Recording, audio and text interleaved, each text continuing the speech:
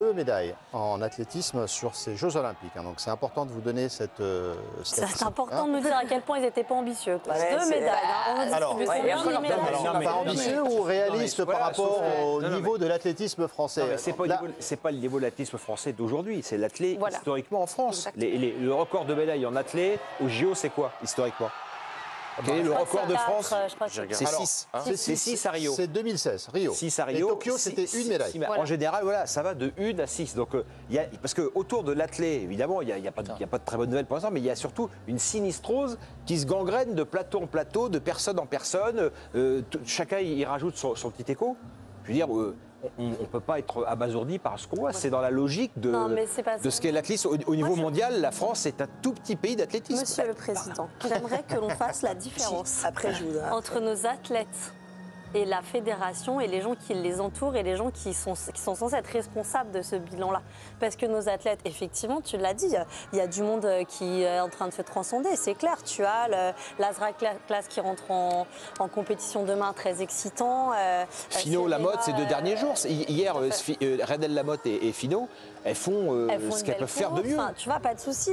Gressier, c'était extraordinaire ce qu'il a fait aussi. Enfin, c'est pas de chance, Pas de chance, pardon, c'est pas de chance que le jour où il concourt, il y en a 12 autres qui sont juste en train de péter le record du monde. Mais est-ce que c'est normal qu'on se projette sur des jeux à la maison en se disant, ouais, on va aller chercher 1% des médailles distribuées? Il y a 120 ou 130 ou peut-être même 140 médailles distribuées. Mais moi, je suis super réaliste. Je suis super réaliste, mais à un moment donné, on les a ça pas manquait du tout d'ambition de la part de l'encadrement, c'est ça? Ils n'ont pas été mis dans des conditions suffisantes pour pouvoir aller faire ce qu'ils avaient besoin de faire. C'est une catastrophe. On peut balancer dans cette émission. Je suis d'accord avec ça, mais on peut dire ce qu'on pense en argumentant. Et ça, vous avez tous les droits, effectivement, Marie.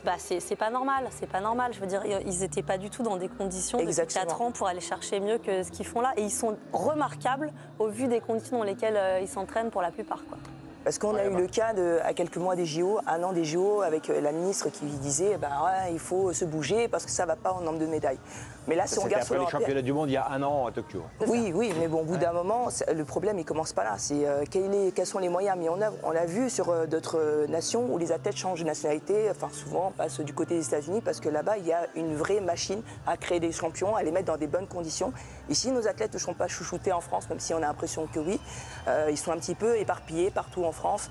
On a l'INSEP qui est accessible, mais concrètement, quelle est la stratégie globale de la Fédération française d'athlétisme?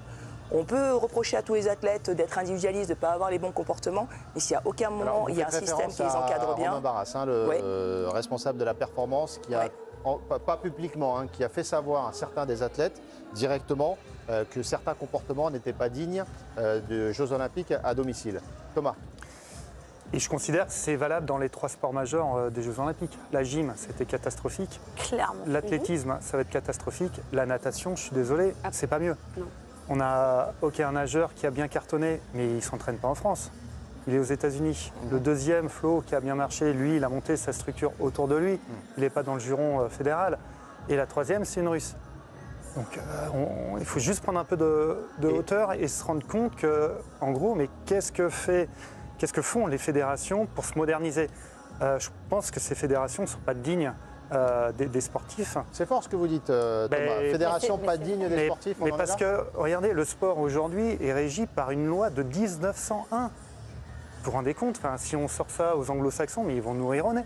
Et nous, c'est la réalité. Et je pense qu'à un moment donné, c'est le genre d'émission qui, pour moi, qui sert à ça, c'est sonner un peu les cloches. Et qu'est-ce qu'on va faire? Il faut investir dans tous les cas pour avoir des résultats. 2, ça représente l'investissement. Les championnats d'Europe au printemps, il y a quelques semaines, qui était censé être le dernière ligne droite avant les Jeux, un tremplin et tout. Il y a eu que il y a pas que, j'exagère. Il y a eu des imbroglios de qualification, des ratés. Il a fallu que le CNO monte au créneau pour aller trouver des solutions avec la Fédération internationale parce qu'il y avait des athlètes qui restaient sur le carreau. Enfin, je veux dire, il y a un moment donné, il faut quand même, il faut le dire. Tu as vu la réaction de la Fédé quand les athlètes se sont un peu manifestés? On dit c'est anormal. Sanction immédiate. Sanction. C'est une omerta, on ne peut plus rien dire. Ils sont rentrés des euros et ils se sont fait dézinguer en mode alors là on va remettre l'église au centre du village, ça suffit. Nicolas Herbelot, grand spécialiste de l'athlétisme évidemment au journal de l'équipe, est en ligne avec nous justement pour nous aider à mieux comprendre et à vous éclairer. Alors sur l'athlétisme, Nicolas, je vous donne la parole. est-ce qu'on est trop dur avec l'athlétisme français ou vous-même, vous l'êtes également? Je pense qu'on est toujours un peu dur avec l'athlétisme français parce qu'on ne voit pas à quel point l'athlétisme est un sport universel. Vous voyez, il y a encore eu une fille de petites îles des Caraïbes qui gagne des médailles d'or aux Jeux Olympiques en athlétisme. Il y a 28 pays, je crois, ce soir qui sont déjà médaillés. Alors vous allez me dire pourquoi pas la France, hein, effectivement. Mais on sait toujours que la France, ses résultats vont tenir sur 3, 4, 5 possibilités. C'est pas d'aujourd'hui, ça a toujours été comme ça. Et quand on passe au travers, quand 2, 3 noms, quand Kevin Mayer déclare forfait au dernier moment, forcément, ça tient un peu de choses, nos résultats. On savait qu'on ferait entre 0 et 3 médailles, et c'est encore possible. Hein. Est-ce que l'élimination de Sacha Zoya ce soir est un peu symbolique des difficultés de l'athlétisme à concrétiser son niveau personnel face à une concurrence internationale qui est redoutable, comme vous le disiez?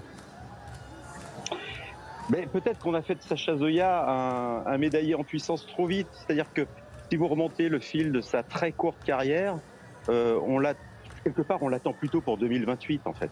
Voilà, pour dire la vérité. Après, c'est un athlète phénoménal, mais il est encore très très jeune. Il a été beaucoup blessé lors de ces 2 dernières années. C'est d'une discipline, le 110 mètres haies, où il faut se régler. C'est une musique. Et si on court pas beaucoup, et il n'a pas pu courir beaucoup, il n'a pas pu se régler. Donc finalement, faire mieux que ce qu'il a fait aurait... Alors je vous dis pas, il aurait pu entrer en finale quand même. Mais aller chercher une médaille, ça aurait été presque inespéré, ça aurait été un miracle. J'ai une question à vous poser, Nicolas. Moi, je ne suis pas étonné qu'on n'ait pas plus de médailles. Ce qui me déçoit depuis le début de ces Jeux, et c'est le cas encore avec Zoya tout à l'heure et son temps, c'est qu'ils sont très loin de leur performance. Au moins qu'ils fassent, on attend d'eux sur ces JO, qu'ils fassent leur meilleure performance de l'année, qu'ils soient prêts pour ce moment-là. Et c'est loin d'être le cas de beaucoup d'athlètes. Ouais, alors après, ils ont 90 athlètes engagés, donc c'est loin d'être le cas de tous les athlètes. C'est quand même le cas de certains d'entre eux. Vous verrez demain soir Louise Maraval en finale du 400 mètres haies, et c'est formidable ce qu'elle fait. Ça fait que 2 ans qu'elle fait du 400 mètres haies. Et elle est géniale, elle a été vice-championne d'Europe à Rome et elle est déjà en finale olympique. On a vu Alice Finot finir 4e du 3000 mètres steeple. Et on en verra quand même d'autres en battant le record d'Europe. Hein. C'est pas rien de battre le record d'Europe quand même. Et on en verra d'autres. Après, effectivement, on n'en verra pas 90 briller. Hein. Ça, c'est une certitude. Il y a probablement une jauge qui a été un peu trop large. Et ça donne tout de suite cette impression qu'il y en a beaucoup qui n'ont rien à faire là, quoi. Mais je pense que c'est injuste quand même de les prendre tous dans un même panier. Qui n'a rien à faire là, il faut arrêter. Au pire, ils sont jeunes et ils prennent de l'expérience sur un énorme événement international, c'est super. Et quant à Sacha Zoya, excusez-moi, mais la Fédé l'a carrément pas aidé, elle lui a mis des bâtons dans les roues tout le temps. Il veut s'entraîner en Australie, on l'a fait revenir en France pour qu'il participe à des stages, pour dire il faut que tu sois là pendant 3 jours, il s'était fait des allers-retours, enfin des trucs, j'ai qu'une partie des historiques, mais il y en a eu tellement, enfin je veux dire, à un moment donné, on peut pas s'étonner, il n'était pas dans des conditions extraordinaires. En fait, c'est ça. Mais en fait, c'est ce que dit aussi Nicolas. Je pense que l'athlétisme laisse très peu de place à l'exploit. Genre le tennis, le basket a beaucoup d'exploits. L'athlète, c'est de la régularité. Ce qu'on voit là au JO, c'est dessiné ces derniers mois, en fait. Donc il y a très peu de surprises. Il y en a, mais elles sont quand même minimes. Elles sont toutes attendues. Donc là, vu qu'ils ont aucun n'a été mis dans les bonnes conditions pour s'entraîner, pour performer, il n'y a rien d'étonnant dans ce qu'on est en train de voir là actuellement. En fait, il n'y a strictement rien d'étonnant. Mais c'est hyper triste, c'est-à-dire qu'il y a un travail, comme tu le disais très bien, Président, c'est qu'il y a un travail à faire depuis de la fédération et c'est un problème depuis des années. Et des années, donc c'est problématique en fait. Pour conclure justement, Nicolas, est-ce que le problème d'organisation ou pas, il est vous qui suivez l'athlétisme au quotidien, on peut l'imputer à ça ou il ne faut pas non plus dire que tout est la faute de la fédération ou de l'organisation de ces Jeux Olympiques pour les athlètes? Je pense que c'est facile de mettre là encore la fédération. Vous savez, c'est un sport, c'est une multitude de sports d'abord. Ce sont des athlètes qui s'entraînent aux 4 coins de la France. Ce sont des couples entraîneurs-entraînés qu'il faut aider toujours, mais c'est autant de cas particuliers. C'est un sport où si vous n'êtes pas à 100% de vos moyens physiques, c'est-à-dire qu'on voit parfois un joueur de foot qui revient après une élongation, 2 semaines après une élongation, en athlète c'est fini, votre saison est terminée après une élongation. C'est un sport qui est incroyablement exigeant, c'est une multitude de cas individuels. On aime toujours parler de l'équipe de France, mais à mon avis, ça ne fonctionne pas vraiment, les dynamiques. Si vous êtes un vrai champion en athlétisme, le fait qu'il y en ait 3 de vos copains qui soient plantés la veille, ça ne doit pas jouer, quoi. Donc il n'y a pas vraiment de collectif, hormis les relais, qui sont une donnée importante et qui, peut-être, je l'espère, nous rapporteront une médaille. Donc le poids, si vous voulez, de la fédération, c'est triste à dire, mais sur une médaille, il n'est pas délirant, quoi. C'est pas un système, si vous voulez, qui crée des athlètes. Les athlètes, ils ne sont jamais responsables de leur arrivée au haut niveau. Après, c'est à eux de les accompagner. Mais les athlètes, on n'a pas un système en France, notamment au niveau de l'éducation nationale, qui fait primer l'athlétisme. Et ensuite, énormément des pépites potentielles qui pourraient faire des grands athlètes avec des grandes performances, beaucoup d'entre eux préfèrent aller dans des sports plus rémunérateurs, notamment les sports collectifs, le hand, le basket, le volley, le foot, etc. Si vous dites à un mec, ou le rugby, si vous dites à un mec qui est super bien gaulé pour lancer le javelot ou le poids ou le disque, viens, tu vas te faire chier pendant 365 jours et on parlera de toi une fois tous les 4 ans, et qu'il a la possibilité d'aller dans un club de rugby et gagner sa vie, et à votre avis, il va faire quoi? Et un mec qui pourrait lancer le javelot, il va préférer aller jouer au hand. Et ça, on le retrouve un peu partout. C'est un sport qui est formateur pour tous les autres. Voilà, courir, sauter, lancer, c'est le b.a.-ba. Mais c'est rarement une finalité pour beaucoup. Et merci pour votre éclairage, Nicolas. Merci infiniment de vous être rendu disponible. C'était pas simple et c'était un très bon moment passé avec vous pour éclairer donc les résultats de l'équipe de France dans ces Jeux Olympiques. Vous seriez fait chier pendant 4 ans à lancer le javelot, je vous vois. Bien sûr, mais Ah oui, le hand, c'est pareil. Vous, non, vous n'êtes pas crédible, vous avez choisi le hand, Mariama. Oui, c'est pour les questions de rémunération. Non, je rigole. non, mais après de moyens aussi, hein, c'est vrai, parce que le fait d'être un petit peu livré à soi.